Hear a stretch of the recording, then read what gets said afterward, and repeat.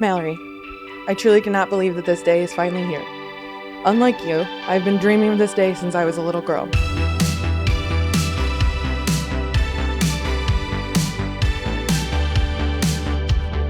When I was reflecting on all that I wanted to say to you in these vows, it was hard for me to narrow it down so that I don't bore our guests.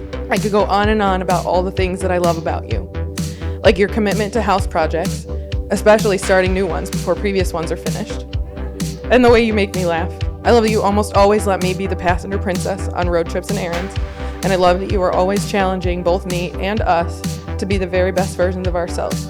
I love that you are always trying to surprise me, even though you usually get so excited that you tell me anyway. I love making memories with you, like going to test drive Jeeps and walking away with one during our second month of dating, or deciding one night to go out for a date night, not being able to decide what we wanted to do, and settling on Dave & Buster's and Olive Garden. I love our memories, like our first trip together to Arizona, or our most recent trip to Salem. I love going shopping with you and running errands with you, and all the other mundane daily tasks that are made better just by being with you.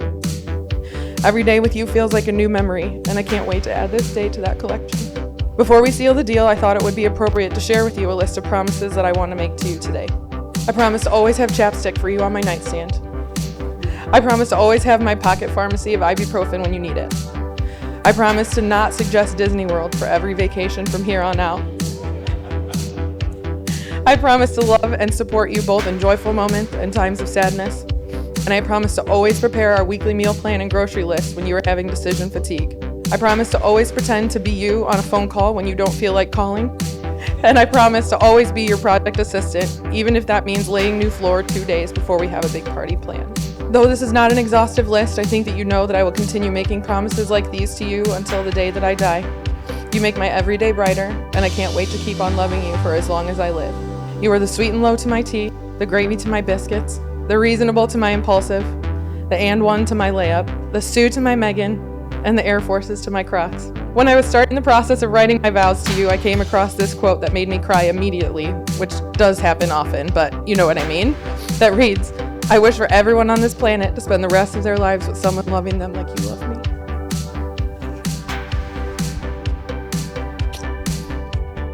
And with this, I pronounce you no longer fiancés, but wives. You may go ahead and kiss.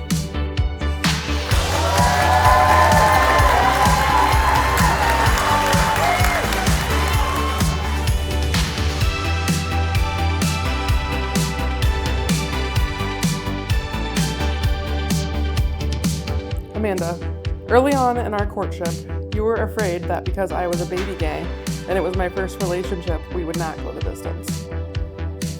I'm not sure if you remember what I said to reassure you, which at the time I thought was pretty smooth. I said when I would go shopping for homecoming dresses, I almost always bought the first dress I tried on. I don't just try on any old dress. I take my time to scan my options, noting which styles and fabrics aren't for me. And then I see the dress, try it on, and decision made. While this may not be my best metaphor, I stand by it because I'm so glad that I waited to be with someone like you, who is just right for me. I admire your strength and passion, your humor and infectious laugh, your fashion sense, your preference to have the house be Arctic, of course your beauty, your love of your family and friends, but most of all, your ability to easily call and make appointments for me. Most of all, your intense support through thick and thin. I would hope that everyone has someone as supportive and compassionate as you were for me throughout my dad's illness and ultimately his passing. I've got to say, I'm so glad to have you on my team for the rest of my life, and I strive most days to be even half as supportive as you have been to me. You are my best friend, and I love how much fun we have together. Even bopping around town and running errands feels so special. I didn't think I would find someone who enjoys hosting as much as me, and now we secretly compete to be the hostess with the mostest. Now that we are planning to go the distance, there are some promises I want to make to you. I promise to respect you and cherish you as an individual, a partner, and an equal, knowing that we don't complete but complement each other. I promise to let you couch sleep every once in a while. I promise to go to Sky Games with you until we are the 70-year-old lesbians on the Jumbotron embarrassing our grandkids. I promise to do the little things to make your life easier each day. I promise to not make you do yard work more than is absolutely necessary. I promise to support your passions and encourage you along the way, except maybe your passion for multiple Disney trips a year. I promise to keep the romance alive and take you to Olive Garden or Texas Roadhouse once a quarter. I promise to try my best to keep you laughing, especially through the hard times. And I love you so much that I promise I will give you my last sip of iced tea, let you wear my favorite sweatshirt, and have my last bite of pizza with Monocle's French dressing on it. Thank you for loving me for exactly who I am and giving me that sense of home.